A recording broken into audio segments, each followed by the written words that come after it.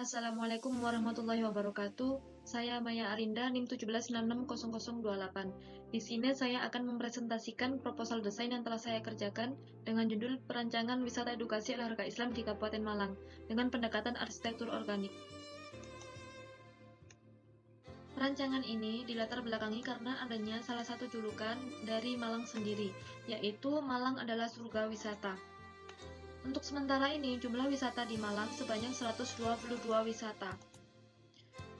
Tak sedikit pula wisata yang mengandung unsur edukasi, seperti halnya dengan Eco Green Park, Museum Brawijaya, dan Museum Satwa, dan masih banyak yang lainnya.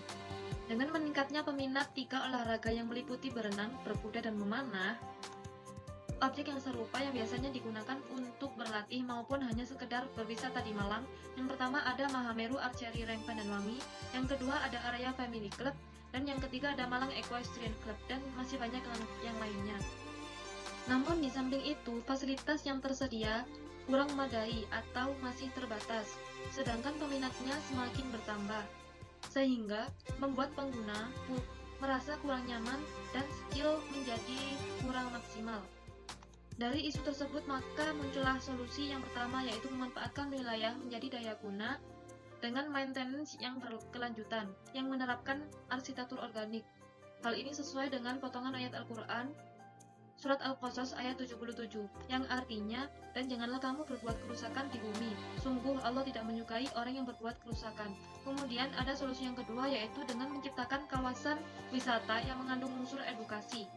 Hal ini sesuai dengan hadis riwayat Bukhari Muslim, yang artinya ajarilah anak-anak kalian berkuda, berenang, dan memanah. Kemudian lanjut ke tujuan dan kriteria desain. Tujuan dari perancangan ini adalah menyediakan fasilitas olahraga yang memadai bagi pengguna, dengan beberapa kriteria sebagai berikut. Yang pertama ada menjaga kenyamanan dan keamanan. Yang kedua adalah menciptakan suasana yang menyegarkan. Dan yang ketiga adalah tidak mengganggu kenyamanan masyarakat sekitar. Kemudian lanjut ke ruang lingkup desain. Yang pertama ada bangunan yang modern atau futuristik. Yang kedua adalah material ramah lingkungan. Material di sini saya banyak mengambil dari material alam, seperti kayu, batu alam, dan sebagainya. Yang ketiga ada bangunan yang sesuai dengan kebutuhan user. Ini yang terakhir adalah bentukan desain yang dinamis. Dinamis di sini dengan kata lain yaitu bangunan yang dapat mengikuti perkembangan zaman. Lanjut ke data referensi objek desain. Yang pertama ada olahraga panahan. Jaraknya mulai dari 60 sampai 90 ke arah papan sasaran. Dengan lebar tiap jalurnya adalah 5 meter. Yang kedua ada olahraga berkuda.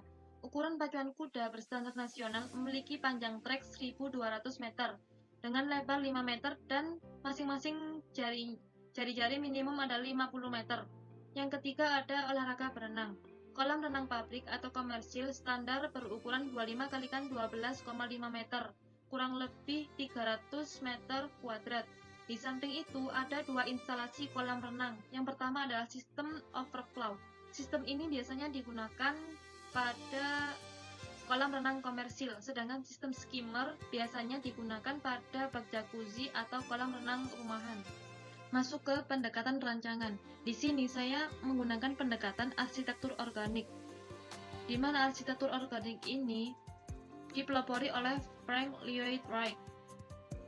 Dengan keselarasan antar alam, manusia, dan bangunan dengan harmonis membentuk satu kesatuan dan saling berhubungan. Pendekatan ini mayoritas bangunan berada di alam bebas yang jauh dari pemukiman warga.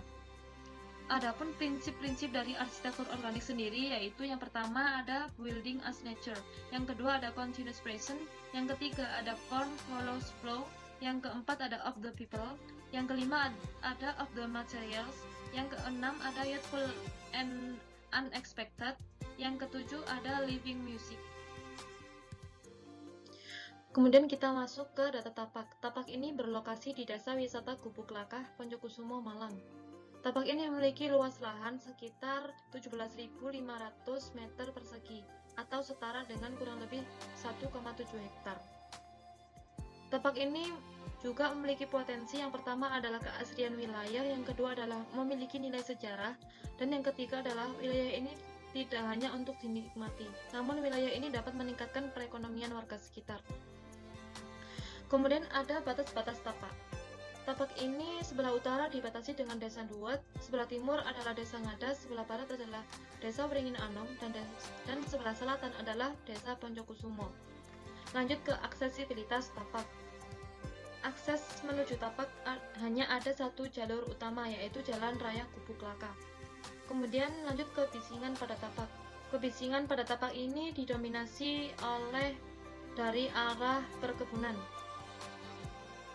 Lanjut ke topografi tapak. Tapak ini memiliki topografi yang sedikit kontur atau terbilang landai. Dan untuk iklim pada tapak, di pagi sampai dengan siang hari, matahari cukup terik namun masih terasa sejuk.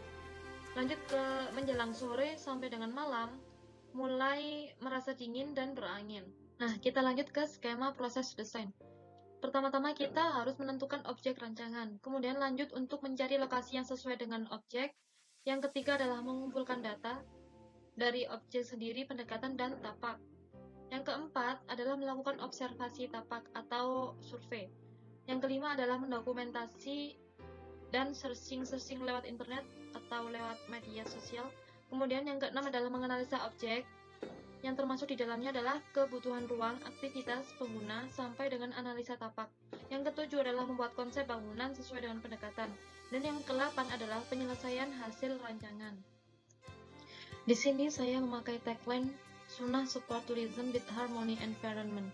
Sunnah Sport Tourism ini merupakan wisata edukasi yang juga menyediakan ruang bagi para atlet maupun non-atlet yang ingin berlatih maupun hanya sekedar berwisata yang diseimbangi dengan keharmonisan lingkungan.